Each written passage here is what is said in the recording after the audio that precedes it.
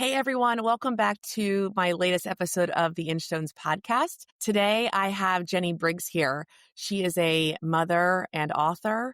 I believe as stewards of any program, the Sunrise program, Jenny is a leader in the space in terms of creating and forwarding on the mission by living her truth. Jenny has a daughter, Sarah, love her name, who's 18 and is also on the spectrum. And Jenny and I shared parallel experience. And one of the things that I always like to do with Inchstones is to allow those stories, the real lives and realities of mothers and caregivers, to share what worked, what their lives looked like from the beginning, and how they navigated that journey. So Jenny, thank you so much for being here today. Thank you for having me. What can you tell us about your journey from the beginning and then where you are now? Yeah. Well, the beginning, I was so eager to be a mom. Like from the earliest I knew that I could be a mom. So maybe like age 4 or 5, or I don't know. I was like, that's what I want to do. And Sarah was my firstborn, and everything seemed to be going along fine, although she was very tiny. And then at 6 months, my milk supply took a hiccup, and so she wasn't gaining weight the way the doctors wanted. And also by that point, it was very clear that she was not developing like her peers. And so that just meant lots of therapies, lots of tests, lots of appointments, lots of questions, me feeling stressed and anxious and feeling guilty like it was my fault, and thinking if I just worked hard enough, but also feeling so guilty that I wasn't necessarily working with her when the therapists weren't there because I just felt so overwhelmed. And I spent a lot of time trying to get her to eat enough. And at a year, we found out she had a chromosomal anomaly, and that was responsible for the delays. And that presents with autism a lot of the time. And so in the early years, I feel like on the one hand, I was loving her so much, and I would go for walks and just be lost in how adorable she was, and like, this is so cute. And then also being stressed and like, is my baby going to live? And I have to get enough calories in, and I don't want a feeding tube. And That I straddled that so deeply. I know exactly that feeling. And it's hard to sometimes go back to that and let that memory sink in again. That feeling of just, oh my gosh, give me this sweet little like baby that I grow, and she's getting bigger and and then met with the reality of the questions that keep hitting you. That's right. Yes. And so I had read about the Sunrise program when I was in college. I read the book Sunrise by Barry Neil Kaufman. Mm-hmm. Now parents can go to the Autism Treatment Center of America or do training online, which was not an option when I trained, but thanks to COVID, now it is, to learn to run a Sunrise program. So I had heard about it. I knew it was a way of helping kids with autism or with other challenges in a really loving, respectful way that followed the child's lead and worked on language and social connection, and even sometimes worked with feeding difficulties. And yet, in those earliest years, like up until she was 4, I was just try and get through the day. And I knew about Sunrise, but it didn't occur to me that I could run a Sunrise program or take on anything else. But then by the time she was 4, we were less in survival mode. She was walking. She could communicate with signs. She could point to a board and say what food she wanted. So that made things easier. And then we had a second child. Also, we felt like we were enough through the terrifying moments that we could do this. But Sarah still wasn't talking at age 4. She could say the sounds for every letter of the alphabet, but she was not putting them together. And we were getting all the therapies, OT, PT, speech, water therapy, tried hippotherapy, which is on a horse, conductive ed, a not Banyel method lessons, which I think that those sort of probably supported her neurological pathways overall. But still, language was not coming. And so I was thinking, well, let me try something. It's time to do something big. And I went to the Autism Treatment Center of America for a week. I brought Amy, my youngest, with me. She was only like a few months old, so my mom came with me for that. My sister-in-law flew across the country to help my husband take care of Sarah, because you don't take your child with you for the training. It's just parents for the most part in the training. And I learned how to work with Sarah, how to read her signs of like, when is she available for input? When is she not?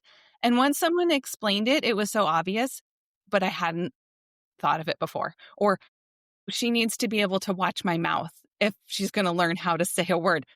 It had not occurred to me, but then so obvious once it was pointed out. And Don't know what we don't know because we don't know. That's right. That's right. And I learned how to set up a room if I wanted a dedicated space to work with her, how to find volunteers, how to train them, how to work towards goals, and even just how to think about what goals to set for her, and how to have my own attitude be clear and free and not weighed down by all that guilt. I Yes. didn't even necessarily consciously know how much my guilt and feeling responsible was weighing me down until those bricks fell away. And then I was like, oh my gosh, okay, I have full permission to love Sarah exactly as she is, which of course I did, but also maybe I was holding myself back thinking I needed to get her better, whatever that meant. Mhm. And that was paired with actual tools to be like, okay, I don't need her to change it all, but I am going to go for the gold. We are going to have the biggest dreams for how far she can go. And I'm going to believe everything is possible for her. And I got home from that week of training and I didn't have a room set up right away. I didn't have volunteers right away. I didn't have someone to be with Amy right away. So it was just changing my attitude and lifestyle a little bit. And I asked Sarah for language in a different way at one moment, and she put more sounds together than she ever had before. And it was like, oh my gosh, this is just a few minutes and this is doing something. And so then we were moving to a new house. So it took a while to Isn't get that like up the and most luxurious thing in the world? I've been pairing luxury in these kind of motherhood conversations because it's so not what people think is luxurious. I hear you say it and I'm like, I just got to experience another mother's piece of luxury. yes, yes, It's luxury. I yes. love it. So then I did get set up over the course of a few months to have volunteers to be with Amy so I could be with Sarah. I trained volunteers to be with Sarah, eventually ramping up over the next year to have my sister-in-law as my full-time helper. So, I mean, every day and week was different in terms of how many hours Sarah got of one-on-one time. It could be anywhere from half an hour to 8 hours a day sometimes of one-on-one, loving, focused time working with her, following her lead, but working towards language, comfort with eye contact, just how to interact with other people. But if she didn't want to interact, we were not pushing it, we weren't forcing it. We didn't stop any repetitive behavior. If she wanted to open and close a lid for half an hour, I would have my own container and open and close a lid for half an hour until she looked at me for a second. And that was my opening. But that opening might have been 5 seconds. And then maybe we were back to opening and closing a lid for 10 minutes and then another opening. But her language just started exploding. She learned to play games interactively the way they're meant to be played. We also played games the way they're meant to be played. Um, and eventually it helped with potty training and she learned to read and write. And it was just extraordinary. The change for everybody, not just Sarah, but for everyone involved. The extent with which it reaches the helpers and the support network is something that I'd love to hear more about for you because you had said before we pressed record that at one point you had more volunteers and supportive people asking how can I help? And I think when there's a specific ask involved, I'm realizing more and more with my own motherhood with Millie and Mac that the more specific I am for my needs, the more that people can say, yes, I can do that. And I think it's amazing that you'd shared that at some point you actually had to say no to because there were so many people asking to help. Can you dive into that experience more and what that process looked like about asking for specific help? Yeah. So to get things rolling, I sent an email to friends and family, both local and not, because you never know who knows somebody somewhere, Exactly. Yeah. saying, "Hey, this is the Sunrise program. This is what we're going to do." We called our program Sarah Rise.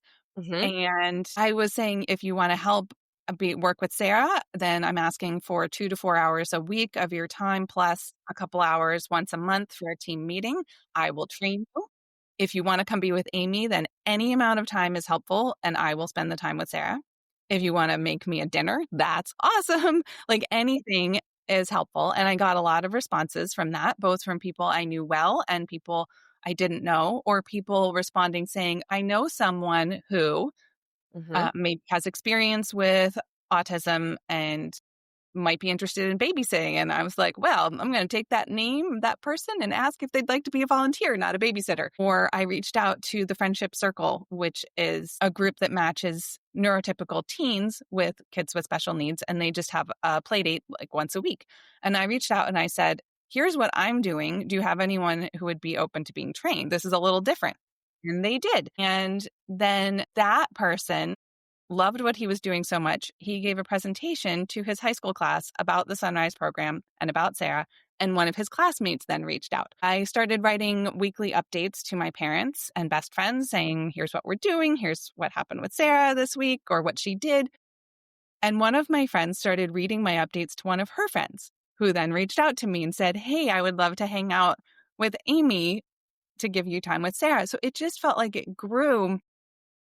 I asked specifically, and then it grew organically. And I asked a friend to send emails to her drama students at Carnegie Mellon University. And one of those people wrote back. And then he was so into it that he told all his friends, like 3 or 4 of them reached out to me, one of whom stayed with us for years. And many of them are still part of our life today. They still read my updates that I write. It was like adding to our family with love and creativity. It was hard to take in that all these people really wanted to be part of the program.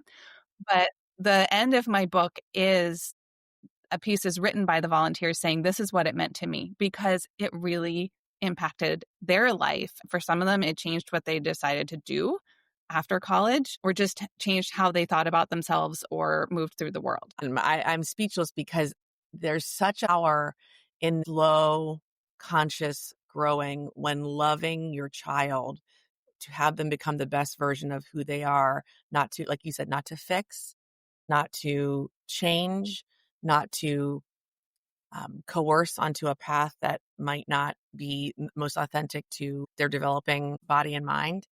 And when you do it in the way in which you did, which was staying so open to the love coming in, it not only, and I felt this in my world too, it's almost paralyzing to know how much people want to love on your children. It's like, it's this fruitful, like, explosion of unconditional love for, and staying curious to the power of connection and what that looks like and how it manifests. And it was one person, and then 3 would come. And then, there was never really a dead end to it. It just sort of were these fractals of people that is so beautifully authentic to what your needs are. And I believe that started with your internal knowing about Sarah and knowing that she was so full and fully human and deserving of that kind of love and attention. And I'm sure I would love to ask you too, having a typical developing daughter as well, Amy was getting love too. And I love, how did that feel in terms of the whole process as well? Yeah, well, sometimes I would feel guilty that we were putting so much focus on Sarah and not on Amy. But in hindsight, I can see she got so much more love and attention and one-on-one attention because of doing the Sarah Rise program that she wouldn't have had otherwise. Because if I was always just me with the 2 of them, all of my attention would have gone to Sarah. And this way, I got time just with Amy when I had volunteers with Sarah, or she got the attention of volunteers who were almost like surrogate grandparents for a couple of them. And or some of my friends who had kids who were Amy's age would come. And so then she was getting a play date. Like, it was just amazing. And I think it also probably impacted her to be in a home filled with so much love and celebration and delight. I mean, of course we had our hard times and we still have our hard times, but I see the way that she moves through the world and the way she has space for other people to be their unique selves in a way that I don't know if I had that when I was her age. She's 14 now, and it's just remarkable. And she is incredible with Sarah as a sister. I couldn't have designed a better sister. I feel so lucky. And it's also really interesting to have 14-year-old be the older of the 2 developmentally. Mm-hmm. She can stay at home by herself. Sarah is not yet at that point, but I feel like that transition just kind of worked easily. It just happened. We didn't work hard at it. It was just like, oh, well, Amy's now becoming the one who can take a little more responsibility, or she is helping Sarah with her homework because Sarah will accept the help from Amy sometimes and Yes, not the of rest of course. us. Of course she does. She doesn't. I think about that. It's very reflective. Again, having the reverse, I mean, Morgan being 2.5 years older than Millie, there are some very painfully typical things sometimes that happen. Like, Sarah doesn't want you to help. She's fine with accepting her sister's help. But mom, like, that's and how beautifully typical it is. And I remember when it happened, it was fairly recent. Morgan was in her room, and all the kids have their separate rooms, but in the same little nook in the second floor. And Millie just barged right in and sat in Morgan's bed. And I hear, Millie, get out of my room. Oh my gosh. I've told mom, like this whole, and I run upstairs and I am like, Jenny, I am laughing, crying at this. I don't even know what I'm experiencing because I'm going, how beautifully typical this is. It Yes. is so beautiful. And I look at Millie and go, seriously, you know exactly what you're doing. You have your own room and a comfy bed too. And you knew exactly what you were doing. That's right. And I just loved it so much because having a little boy too, and obviously with a similar, profound autism and apraxia diagnoses, he's a little boy. He doesn't really care to irk his older sister. He's a more like the baby boy and baby brother and the only boy. You know, I find that fascinating about the typical things that emerge from a very atypical family sibling dynamic. Because when they do emerge, it's another, for me to use the term, it's another luxury. Because I was never anticipating that to rise up and Yeah. like have her so typically choose her sister to help her, not her mom. Or That's they beautiful. do fight about Yes. things, and there are some things that if Amy does it, then Sarah will get very upset. But if I do it, she won't. And it's like, what is going on here? Mm-hmm. Sarah's not able to articulate the answer about what's going on for her emotionally. We can just tell she's really upset or impatient or whatever, but it is a mystery about like, why is it not okay if Amy Yes. does something? Yeah. Yes. Mystery. That's something that also is a very big word in my world because and I hear you speak to it as well.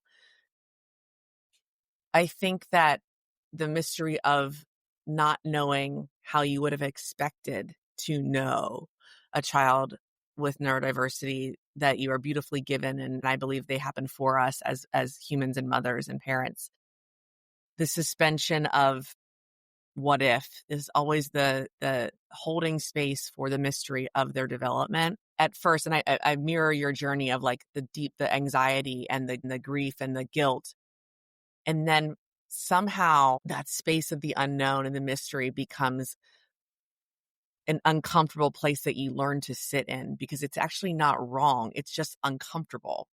And I think that we as younger mothers get to experience that through our children at a younger phase. I think it's like a wisdom. I think I remember asking my grandparents about why they stayed so calm through things that seemed tumultuous. And I think that maybe that's the gift in all of this. That maybe that's what the mystery provides in mothering children who you don't know the exact answer. And you still just sit in that, what I like to call like the hot loneliness of don't know what's going on and everything is still okay. Yes. Yes. I have been saying something very similar to myself about Sarah's sleep schedule just got all kerfluid over the summer, and we have no idea why. Yeah. She some nights only gets like 4 hours of sleep. And if I'm thinking about that, then I can be really anxious of like, oh my gosh, she's not getting enough sleep. And then I'm like, wait, but if I step back and just look at her, she seems totally fine. She is happy. She has energy. If I didn't know she didn't get very much sleep, I would never guess it. That's right. Maybe I don't need to worry. Maybe it's just what it is. Maybe it just is. And I think that anxiety that spurs off of the mystery of the unknown is such wasted energy. It's like, and I trust me, I am like the president of the anxiety club. I will jump to the worst possible conclusion at the first notice of something going wrong. We would not be good as neighbors because I would basically say, oh my God, something's wrong too. Through the years though, I have learned that space it does nothing to further along your inner peace and for your family.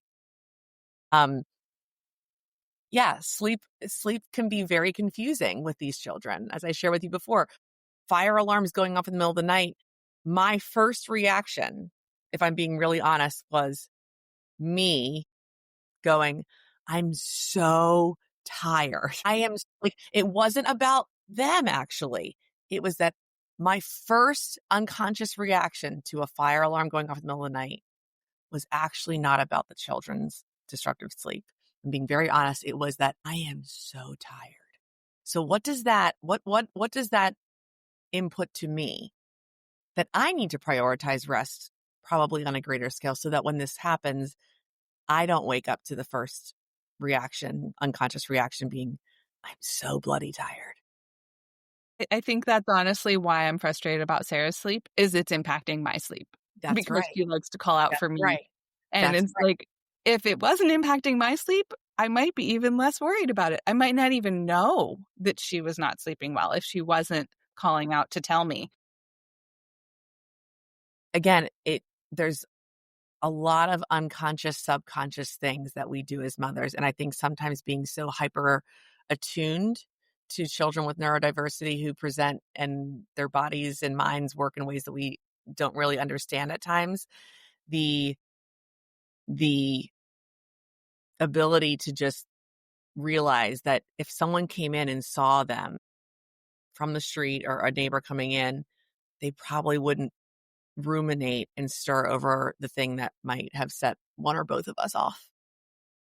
Yeah, it's been a good thing to have two parents in my household because then we can have the same presenting information. And I am freaking out and so anxious. I can't sleep, worried that it means Sarah's going to die or something like that. And then my husband's like, everything's fine. This is just a little thing. We just need to let's just give it some time. Or who could we call? He just doesn't freak out. Whereas I am the queen of freaking out.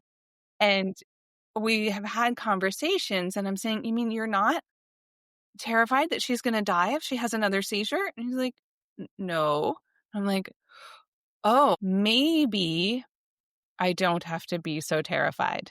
Yes, I talk a lot about shared orientation because I think that it helps reframe from this one lens in which we as mothers, and again, you and I sit very similarly on the S isomer of each other, like about how we feel and experience our children with developmental disabilities or and neurodiversity. And I think sometimes the orientation of mothers similar to us is we get so tunneled into that one perspective of their experience. And so being able to be in a home where the other perspective is not only shared, but also you're able to witness it so consistently, it allows for a shared orientation. So it broadens your ability to go, okay, not everyone is seeing this as well, what happens if down the dotted line, at least the breadcrumbs of different perspective from someone that you love and as another parent is there. And I couldn't agree more with that. It is a regulatory body of cells that helps you,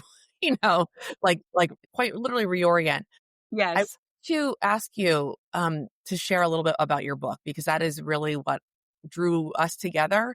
And as someone who is a writer as well about this experience, I'd love for you to talk more about watching Sarah rise. Yeah, that is the title of my book. It's called Watching Sarah Rise, A Journey of Thriving with Autism.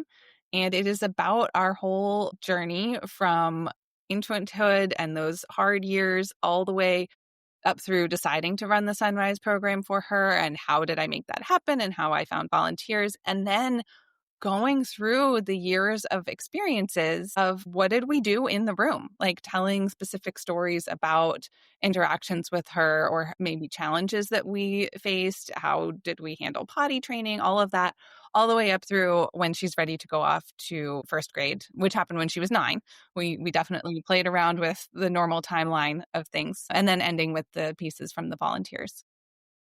Well, I'll be sure to put all that information where everyone can follow your work and follow the Sunrise program as well. I think that this is going to pique the interest of so many families that are in similar family situations. And, I'm sitting here thinking the Sunrise program actually would work for any family.